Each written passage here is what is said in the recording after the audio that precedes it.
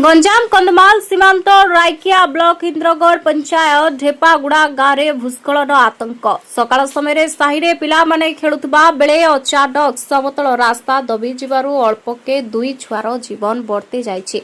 लगार वर्षार प्रभाव रे भूस्खलन होइतिबा अनुमान करा जाउछि। 15 फुट्र व्यासार्थ एक गोलेई आकार रे कंक्रीट रास्ता दबी 5 फुट तळकु खसी पड़िछि। वर्तमान साहिरे रहुतबा 19 टी परिवार भयभीत अवस्था रे रहिछन्ति। केतबेले जे रहुतिबा घर मध्य दबी माटी मिसिजिब नहीं भय आशंका रही स्थानीय लोके।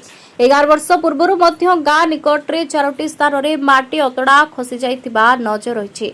Shankar Kumar Nayak, news today Odia. गौरी नायक, ढेपागुड़ा गाँ मंगला साहे आमर तो ये हठात बड़ बड़ गात सृष्टि होची 10 वर्ष पूर्व तो से समय आसना आम एवं हठात छोट पिला खेलुं खेलवा समय गात सृष्टि हो जाए। दुईटा पिला खेलुले से साइट हबार ही से गातटा हो जाए तो जीवन भी से पड़े था से शीघ्र स्थानांतरित करके घर आ जगह खंड खंड देले घर देले आम चिरपकृत हम सरकार